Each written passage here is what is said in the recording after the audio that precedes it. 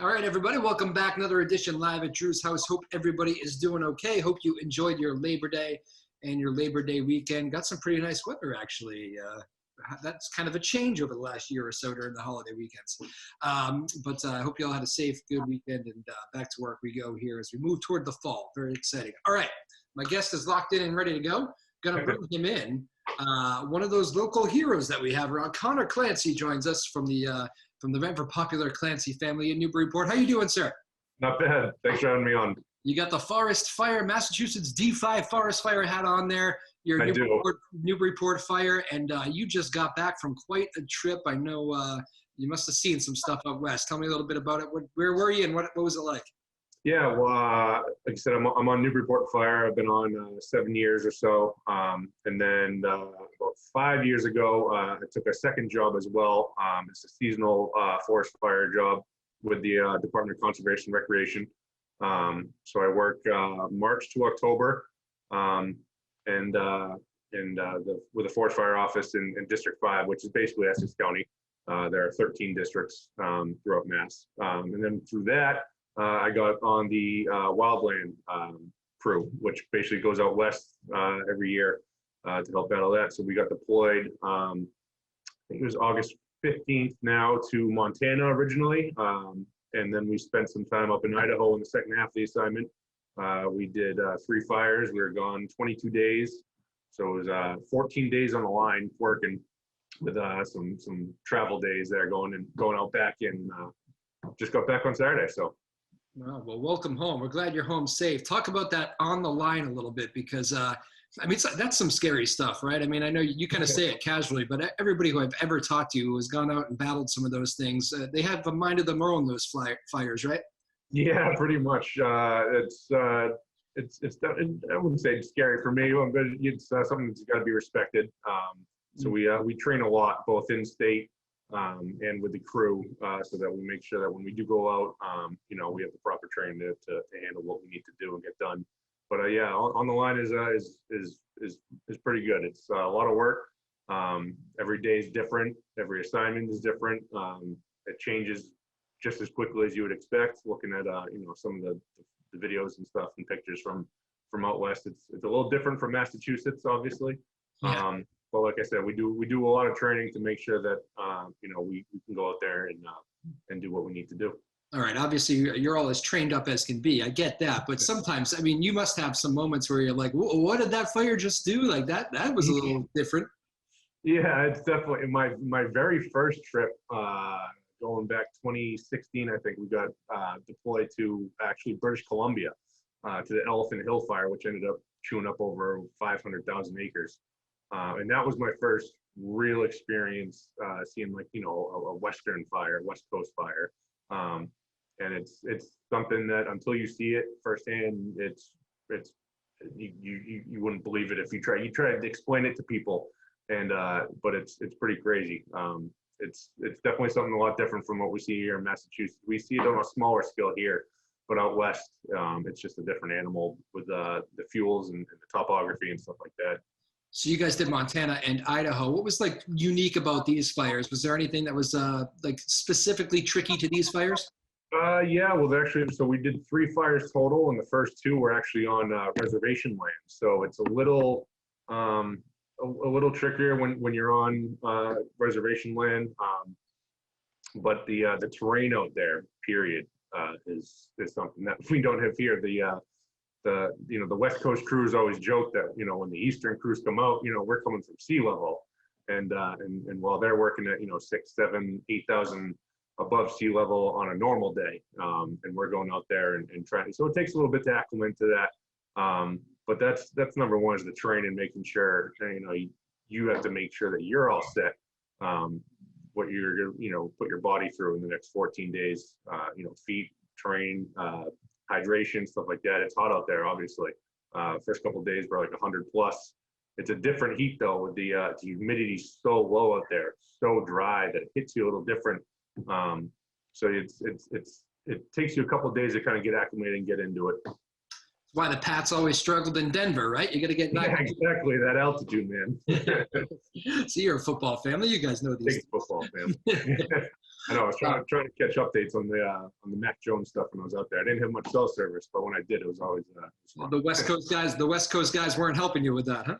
No, not at all. They were all making fun of me because they said, who are you work for? I said, the Patriots, of course. So, I mean, I know that I was going to ask about that though. On those fires, how there must be a real element of teamwork and like trusting the guys next to you, right? Because I mean, as much as you joke with the West Coast guys and they give you a hard time, like if you're not holding your end of the line, you got lives at stake, right? No, everyone's got an assignment. Everyone's got a job to do, and that goes from big picture stuff when you're, every morning, every night throughout the day. The teams that are running these fires are all. You have so many different sections of incident command working together between operations side of it, logistics, finance, planning, stuff, from that you're looking at. How are we going to put this fire out all the way down to what are we going to feed these guys? Where are they going to sleep? Where are we going to put them? So it's a big mesh of a lot of people working together for one common goal.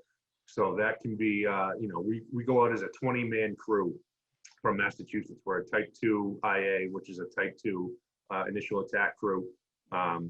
But that even our 20 guys are then broken down into certain squads. So we go out as Massachusetts as a 20-man squad, but our assignment today, my squad of 5 guys might be sent off on this section of this fire. The next squad might be sent on that section. And it's a lot of teamwork and trusting your guy and knowing and teaching some guys. I mean, when I first got on, it was new to me, that side of the wildland stuff, and you kind of learn as you go, just as in every other job. So it's a lot of teamwork, working together, trusting your guy. Communication is huge, and we do a lot of that. We have briefings every morning about what we want to do, what we expect to do. We talk throughout the day of is things changing, staying the same, what are you seeing? And then at the end of the day, we have a debriefing. We basically go through everything we just saw and talk about, all right, did that go well? Did it not go well? What can we do better? Let's try it again tomorrow. Get some sleep and let's go. Where do you sleep? Is it the same thing every night or different? Each fire is different. So, but you're sleeping in tents. Sometimes you might have, if the first fire we were at, we were sleeping outside the incident command post, so which is a field. That's not anything. Incident command post it makes it seem very official. It's literally trailers where the management team are planning everything, maybe a shower trailer, bathrooms, and a catering truck. And then you just basically, Massachusetts, you can find a spot over there and you set up 20 tents over there. And then you also might be spiked out. We were spiked out on the third fire, which means that we were away from the main group of firefighters and command posts the entire time. We were actually up on the mountain just because it was going to take too much to go back down and up and forth. So we were just we cut out off a side road, a big area. Chainsaw guys went in, cut some trees down. We made a nice camp and we stayed up there we were there 10 days, I think, the last day. So we made it our own. We put a sign up, said Mass Ave on it. We make it our own. It's that's going to be home for however. But we pack up just about every day just to make sure that if we do get changed or we do get moved, we can do so quickly. It's kind of set up to be broken down and set back up quickly. Must be nice to sleep in your own bed that first night. It's very nice to sleep in my own bed. 14 days sleeping on the ground. You're tired. That's the best part, is that you don't have to worry about, am I going to get to sleep tonight? When you get back into that 10 each night, you're like, all right, good. You hit the pillow and you're gone. What's the best? I mean, you mentioned the terrain and obviously the altitude, but is there one bit of like local kind of advice that you didn't maybe think of when you went out there for the first time, and like the locals that lived there that you worked with, where that was a good tip? I'm glad that guy or woman told me that.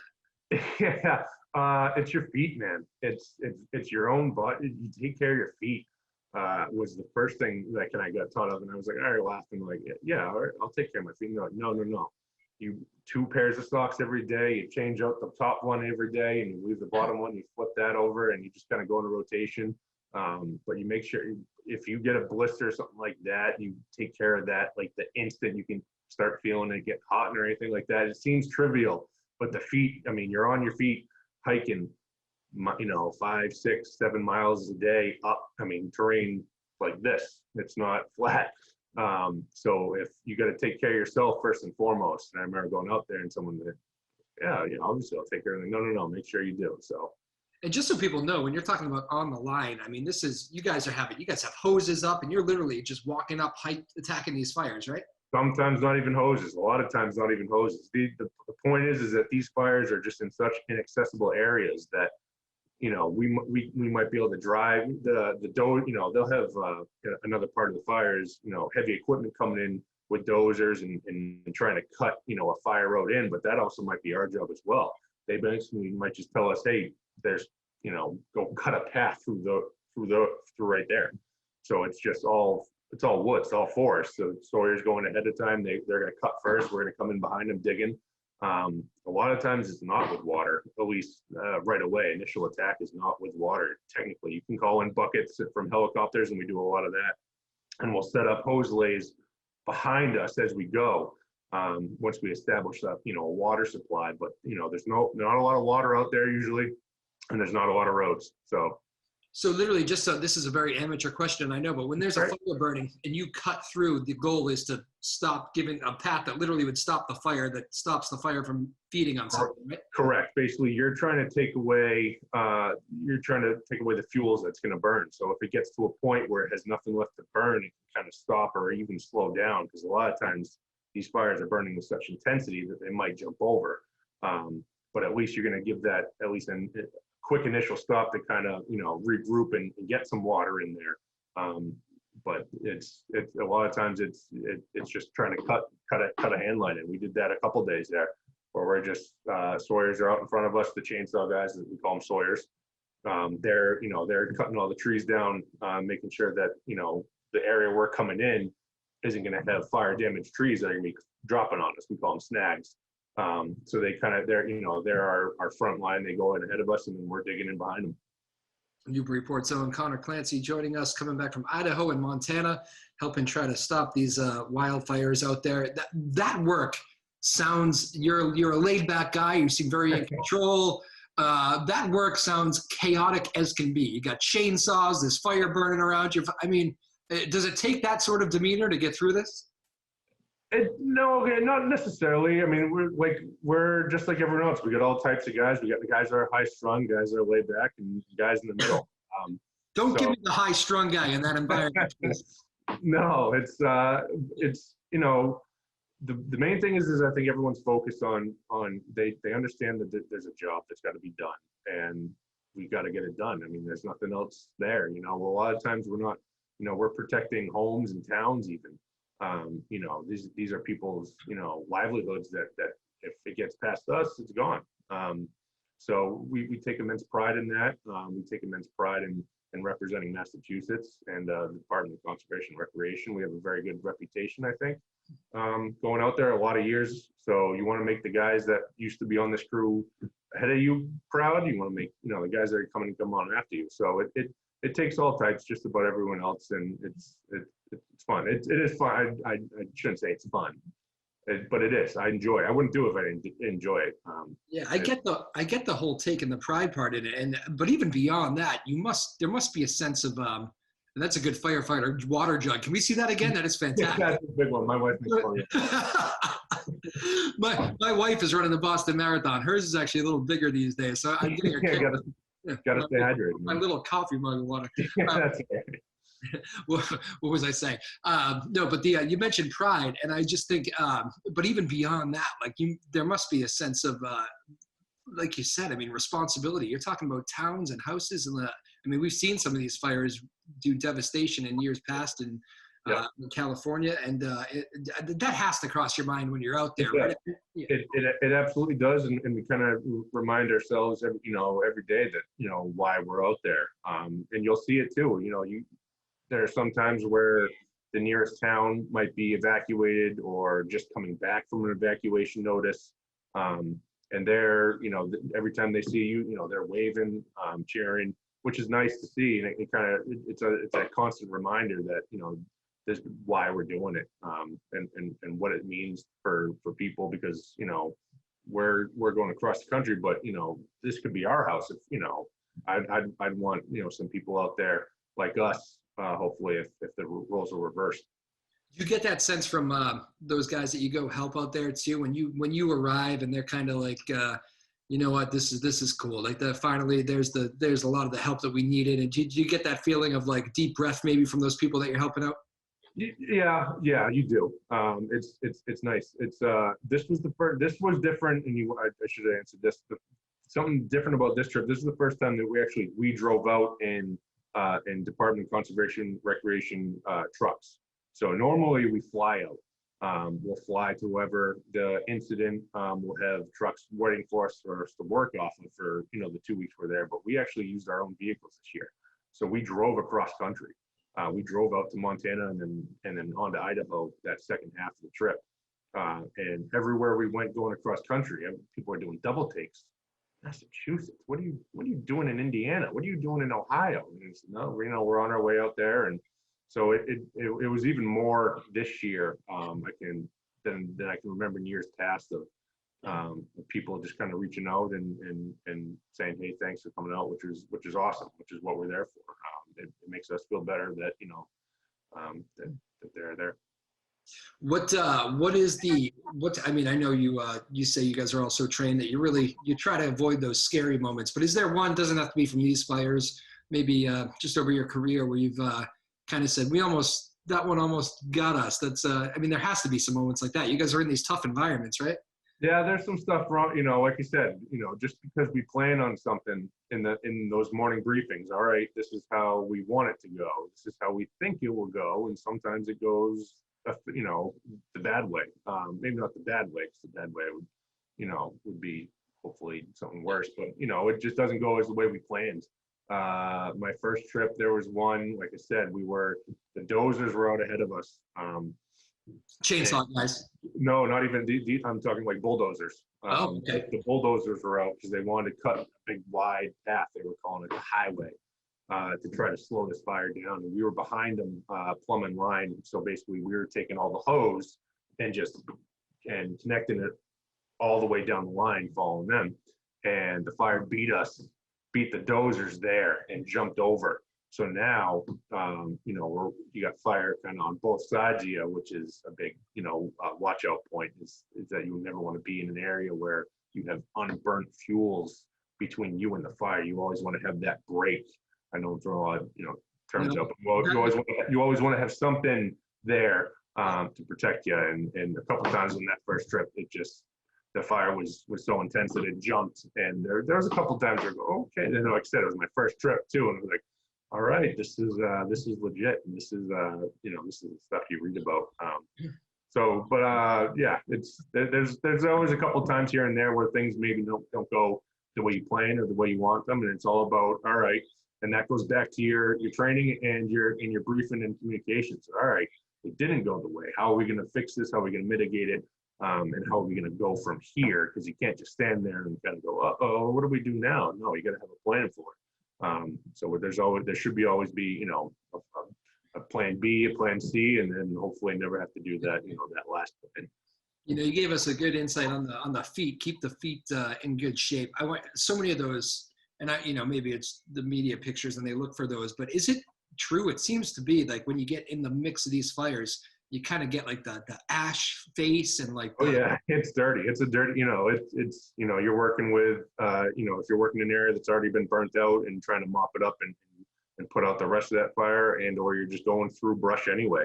It's dirty. You get a lot of ash, you get a lot of sweat. So it all mixes together in a lovely, face paint that you look at after and go, oh man, it's dirty. So when you do hit those showers finally, like I said, it might not be every day because depending on where you are, it's a nice feeling finally getting back in the shower. You realize how much you're laughing about this, right? See, I know. You're the best person. You're the best person for the job. You're like, yeah, no, you take a shower 3 days later, you feel great. It's my goodness, that would be horrible feeling. It's the nature of the beast, unfortunately, So, but you're born for it. Yeah, if you don't, you gotta get used to it, or else maybe it's not the job for you. But luckily, we got plenty of guys that's the job for them. So You've been around a little bit now. You said what, 2016 was the first one out there, you said? 2016 was my first. 26, yeah, it was my first year actually. I went out my first season. So yeah, it was 2016 was my first year with DCR, and Elephant Hill was early August we went out. So that was my first deployment, my first Western assignment, which is always a feather in the cap type thing. How many assignments have been? How many Western assignments? Yeah. It's different out there. It really is. And until you get out there and see it, you don't even. It's hard to explain, to people back east that haven't seen as much of it that those people have to deal with every year. It seems like 5 years seems like I feel like it should be like dog years and that kind of business.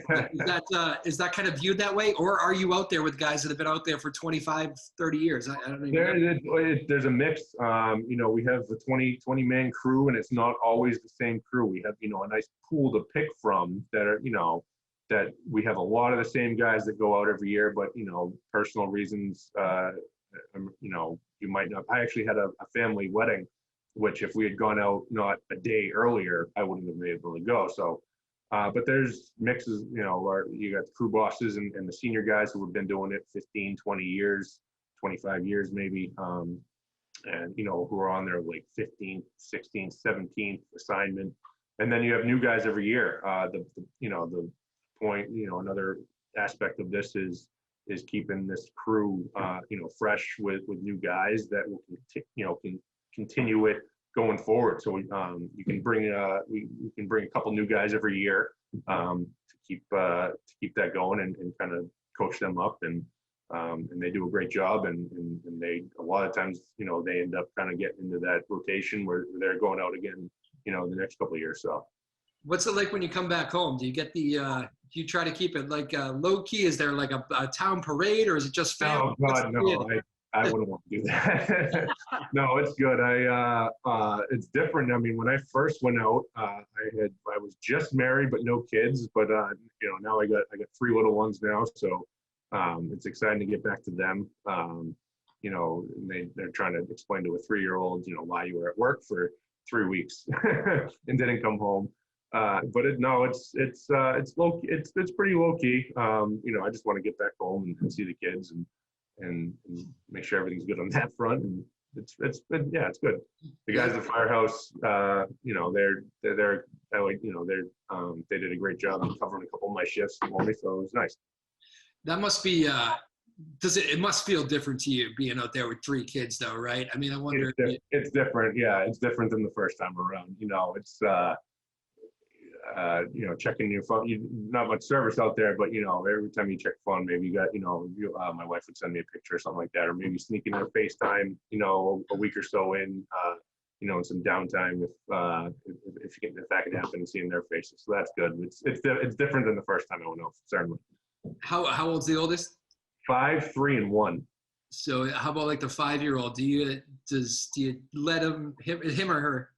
Him, yeah, Conlon. Conlon's my oldest. Do you let him in on like what dad's doing out there? Or? Yeah, he kind of gets it. I mean, he knows, he just keeps saying, oh, dad's at work in the woods. Yep, dad's at work in the woods. That works.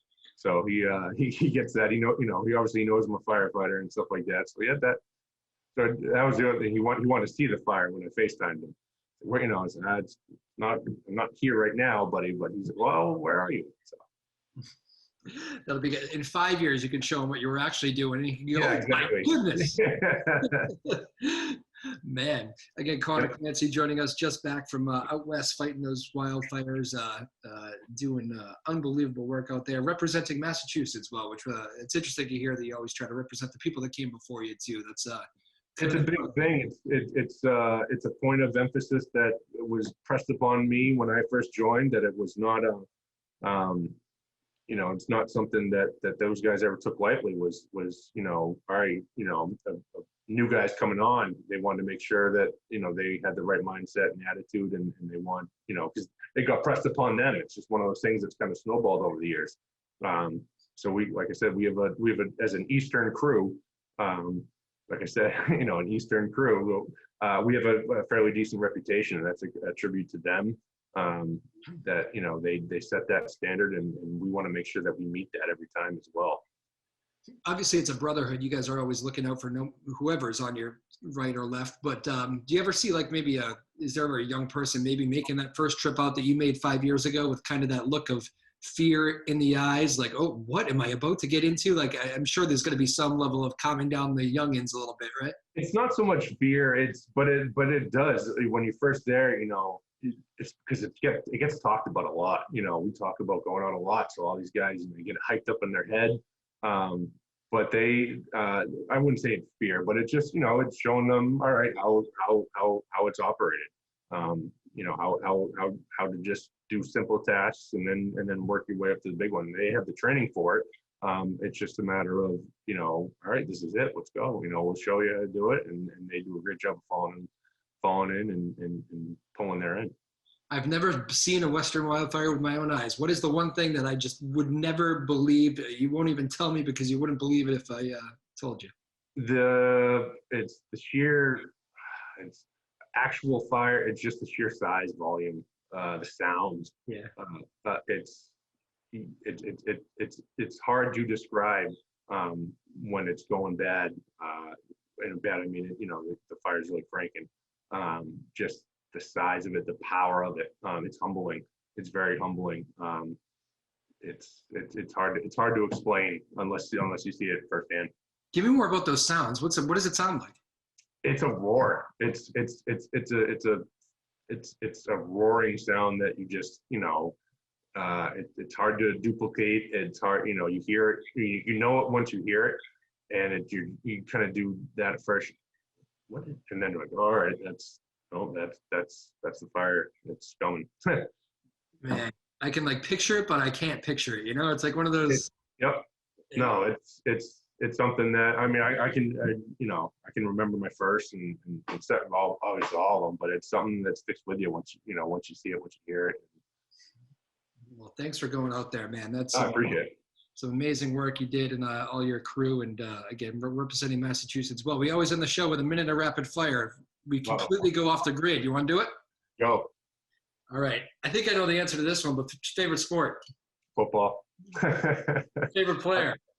Brady, even though he left. I'm still mad he left, but I can't. He's still number one. Quick check. Did your brother check in on you, Joe? Yeah.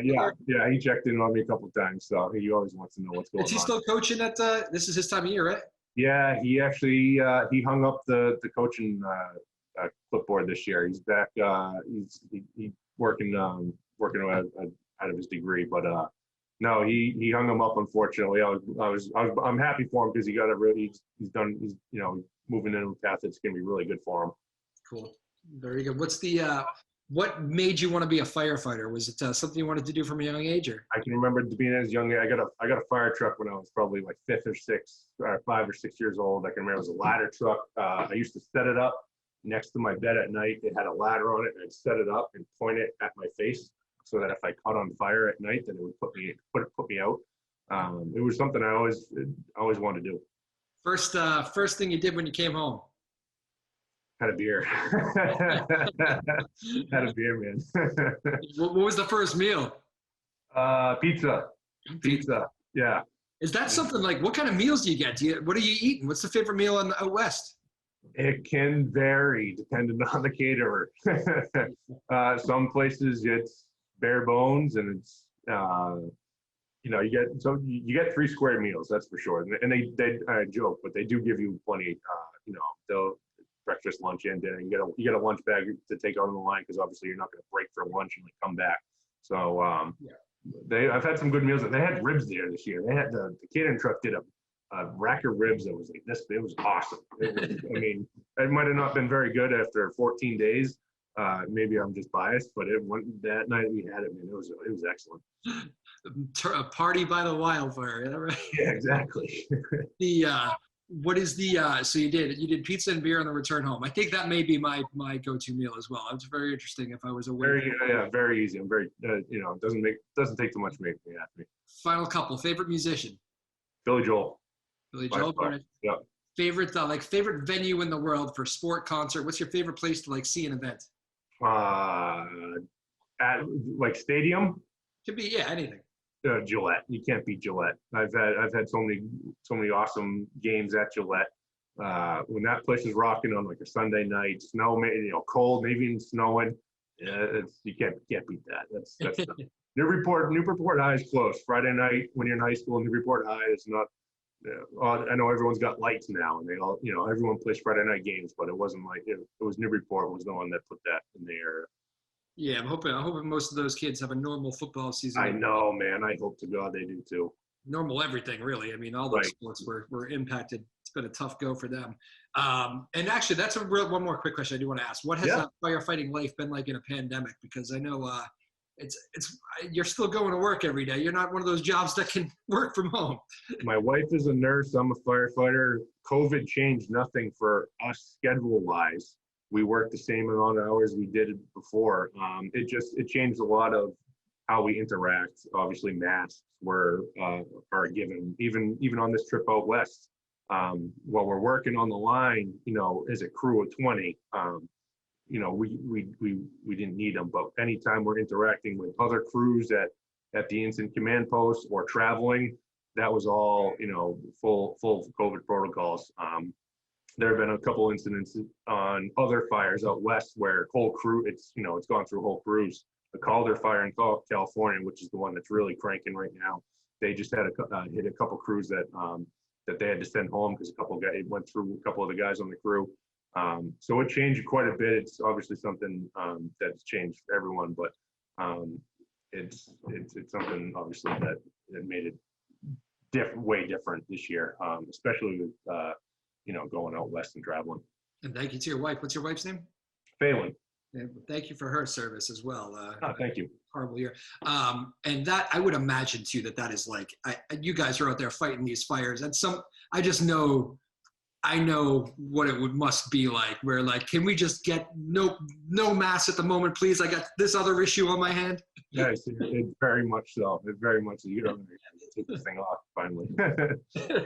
Very good. Final question, then we'll let you go, Conor Clancy. Yeah. Very generous with his time here, coming back from these fires out west and battling them on behalf of Massachusetts. I always like this one because we get a lot of like high school kids that listen and stuff. Yep. They come on the show. What is the best professional advice you ever received that has helped you here with your adult life? Never stop learning. You can learn every single day you're on this job. And there's always someone to learn from. There's always a new tool for your toolbox that you can pick up that you might not use every day, but you put it back in there and it might pop into your head one day when you're working, and it might be the right tool for the job. But in this job, you can never train enough. You can never stop learning. I love being a firefighter, both on the structure side with Newburyport Fire and then working wildland with DCR at District 5 and the wildland crew. And every day if you're not learning every day, then it's not the job for you. You can learn something every single day in this job. Well, good to have you home safe, man. Thanks for all your good work out there. Appreciate you taking some time. Thanks for having me very much. Absolutely, man. I hope you enjoyed it. You're probably like, I got to get some sleep now, okay? A little bit, not much. I actually head back to work tomorrow, so I'm back at it. Yeah, man. Well, thanks again for everything, and thanks for taking some time with us. We really appreciate it. No, thanks for having me on. Much appreciated, sir. All right. How about that? Conor Clancy, just back from fighting the wildfires out west. Does not get any better than that.